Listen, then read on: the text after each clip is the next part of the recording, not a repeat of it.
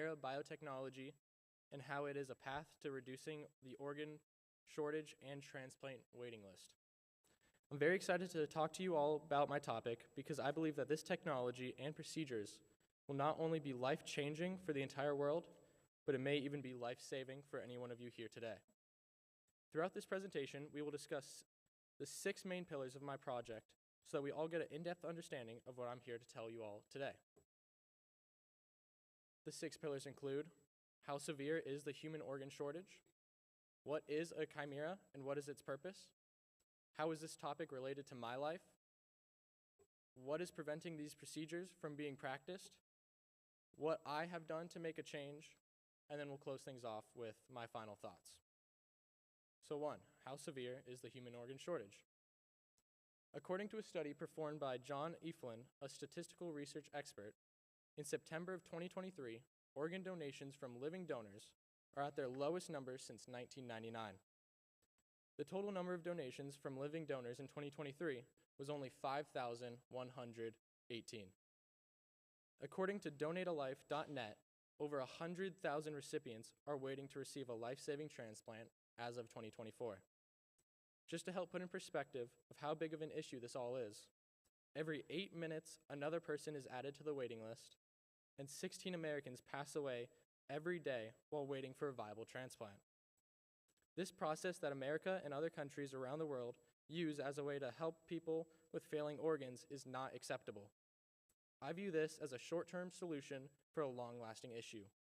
And this is why I believe that we need to change how things are done so that people will no longer have to lose a loved one due to the never-ending game of organ transplants. And that is why I believe that the best way to make an impacting change in the world is by implementing chimera biotechnology and transplants into becoming a mainstream way of solving the lack of human donations.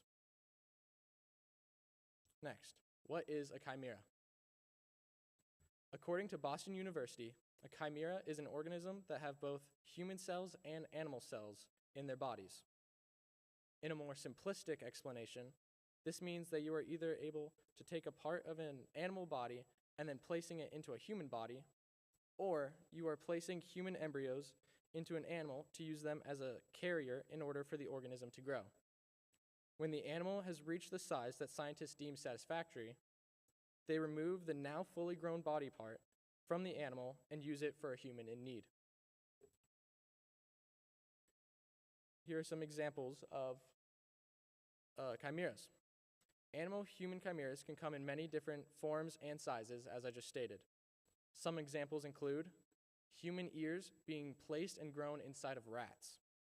This removes the need for humans to undergo a very painful procedure of having surgery to scrape off cartilage from their ribs as cartilage for their new ear. Another is pig kidneys are being transferred into human bodies for people who are experiencing kidney failure. And one that we will discuss more on is skin grafting. This procedure is usually used for burn victims. And according to StanfordHealthCare.org, a skin graft may be used to cover skin that has been damaged and or is missing. The surgical procedure involves removing healthy portions of skin from one part of the body, in our case from an animal, to restore a normal appearance and or function to another portion of the, in our case human, body. With all that being said, I'm sure at least some of you here today are wondering how I came across this topic and why I'm passionate about this. Well, to answer your question, there are simply 3 reasons why. 1, I took a genetics course with Dr. Sayrath in the spring of my junior year, during which I researched the ethical aspects of organ donations.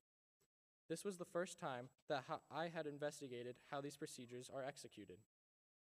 2, I'm currently planning on going to college for medicine in hopes of becoming a traveling nurse, where I will be able to further my education on similar topics, and I wanted to set my capstone on something that I not only find very fascinating, but something that represents what I'll be doing for the next stage of my life.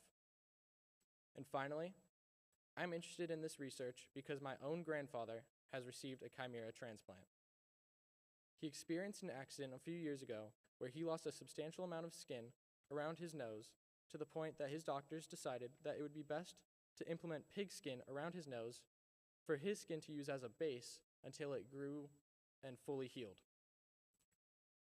So now that you have all heard a little about my life and background, I think it's time for us to zoom our focus out on the need for chimera transplants from my personal experiences to a state and national level. So, what is preventing these procedures from being practiced more often? So as I began to first do my research in the commonality of these transplants, I was shocked to see that there was extremely uncommon and even outlawed in some states. I couldn't believe it. As I read the same statistics that I displayed earlier and saw that there was a massive need for human organs to save the lives of thousands of helpless Americans who are stuck hopelessly waiting to receive a life-changing implant that only a percentage of patients on the waiting list receive, I realized that I want to help make a change. I decided to look into the legal side of chimera technology and figure out how these transplants are accepted around the United States. This graph from August 2023 that Sage Journals published displays that 24 of the 50 states have some sort of regulations surrounding chimera transplants. In orange, you could see Arizona and Louisiana have most human-animal chimera prohibited. In purple, you could see California and Illinois have human, non-human primate chimerism prohibited. And in green, you could see the other 20 states in the diagram have state laws related of stem cells and human cloning. There have been multiple attempts to outlaw the chimera procedures as a whole. A notable and recent example of this is the Human-Animal Chimera Prohibition Act of 2021. This act's goals were to federally prohibit the actions of creating or attempting to create a human-animal chimera, transfer or attempt to transfer a human embryo into a non-human womb, transfer or attempt to transfer a non-human embryo into a human womb, or transporting or receiving for any purpose a prohibited human-animal chimera. Fortunately, this act was not passed by the legislature, but due to the recent shift in government in the United States, scientists around the nation are worried and speculating that if another act similar to this was to become prevalent today, it would be passed because the party that now takes up the majority of positions in the legislature has typically been against chimera practices. At the time of this act being proposed to the federal government, chimera biotechnology was not as advanced as it is today. At this point in time, due to the use of CRISPR technology, the procedures are much safer for the recipients to be healthy after the surgery. Now knowing all of the changes in safety and all of the positive aspects of chimera biotechnology, I felt like there needed to be some sort of advocacy for these practices to occur more frequently. So I decided to take matters into my own hands and reach out to someone who can help fight for a change to be made in our state. Which brings us to my product. I put together a number of questions that I wanted to know the answers to about the people in charge of laws within Vermont and how they would handle the topic of chimera biotechnology. So I reached out to Senator Scott Beck, who has recently received the title of Senate Minority Leader. He was more than willing to take time out of his busy schedule to help clarify my uncertainties. I asked him multiple questions concerning the legal aspects that would prevent chimera biotechnology from being practiced in Vermont.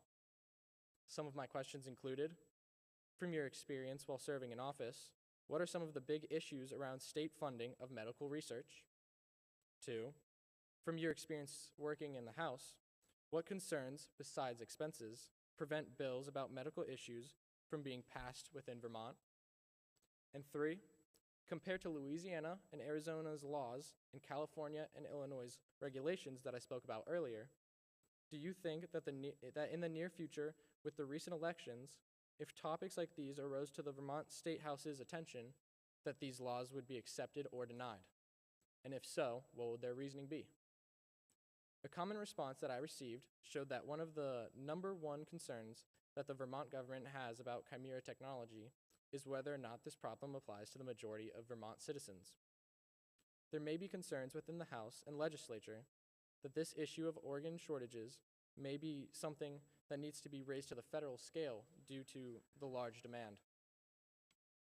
I'm currently looking at what I could do to reach out to a politician who works in the federal government in hopes that I could persuade them into making a change.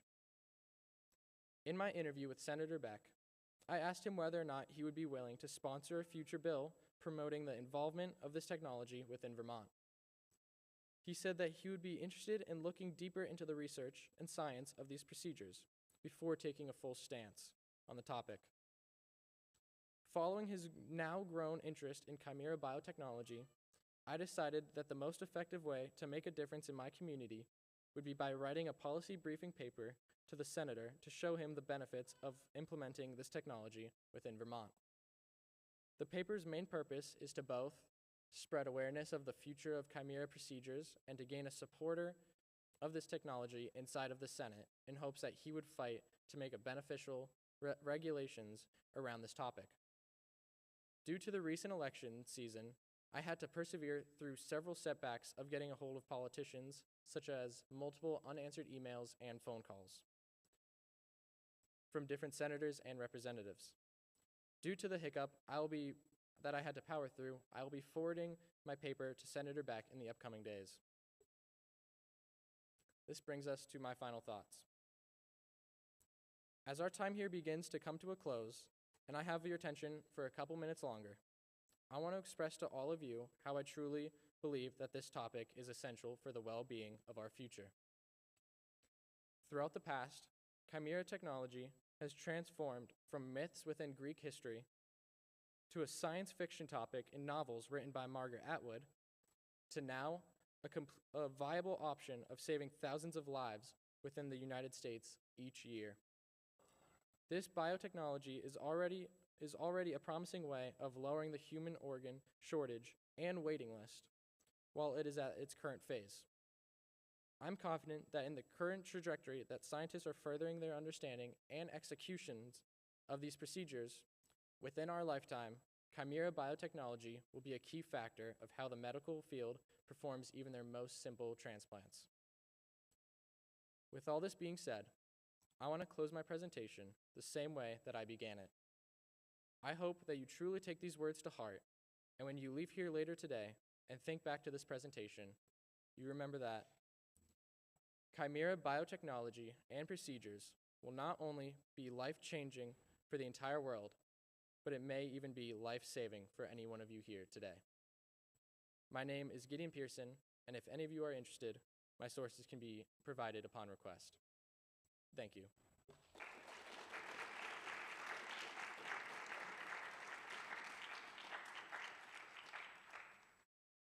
Are there any questions? Addison. So how much would a organ transplant cost right now if I were to go get one? So, good question. It would vary upon which organ you would get. So, a kidney would cost about $260,000 right now at its current supply and demand. And if you were to get something more necessarily like essential, such as a heart and a lung transplant, it would be $1.2 million. But in hopes that chimera technology would be adopted, that would mean that there would be more supplies, which would ultimately bring the price down and more manageable for the average person. Brennan? I know you mentioned it earlier in your presentation, but could you tell me a bit about what CRISPR technology is? Yes. CRISPR stands for Cluster Regularly Interspaced Short Palindromic Repeats. So, in a simple term, what this is, it's where you are able to take out pieces of an organism that you believe are dangerous, such as a part that may be diseased, and in reverse, you can also implement pieces into the organism that would make things healthier and more safe for the recipient. Zoe? What happens to the animals? Like, how humane is this? So, typically the animal is is kind of used as a helper for the human. So it's not, the animal's life is kind of put into secondary to help the human's life like be like prevalent and exist. Jack? You might have covered it, but what are some of the reasons why people would be against this? Because it seems like it's just a good idea. Yeah, good question. So it's kind of like the past question. A lot of people are worried about the ethics behind the animals that are being used for these procedures. And that's really the large reason why there's a lot of setback to this technology and procedures from taking place. Mr. Jolliffe? I will talk about kind of the setbacks, so how people believe that it's very unethical, but I will also include cases of successful procedures and how it's grown over time and how it's safe for the recipients. And I will also compare it to other state laws, such as the ones I had listed earlier. Sophia? Are there any major health risks, like with the procedure?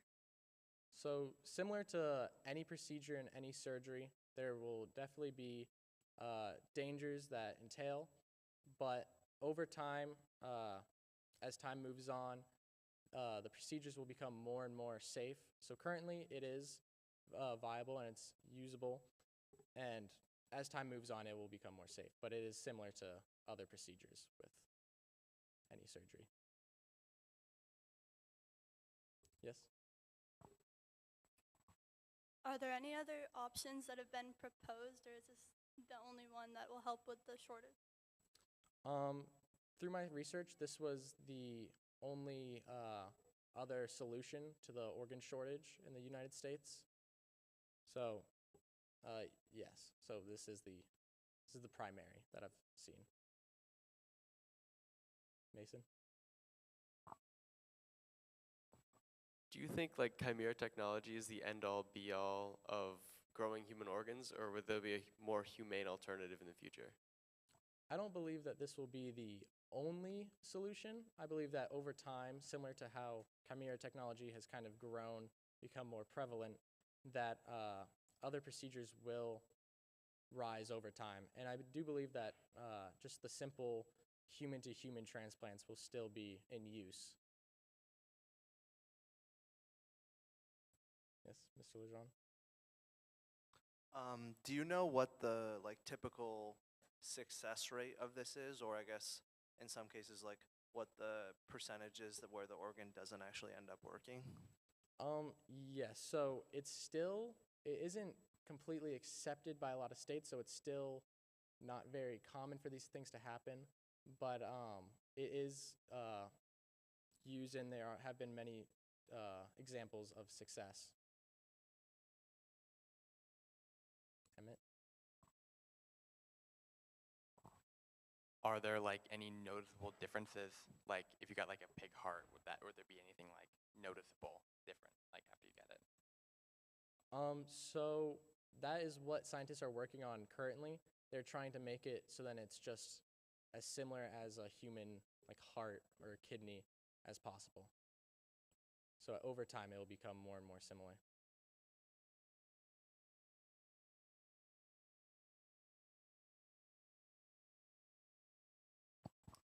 So as you prepare your policy brief, what is the number one bioethical concern that you think you'll have to overcome when running to the Vermont legislature?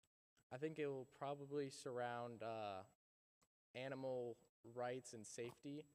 I think will probably be where the most setback will be within how people would react to the usage of animals.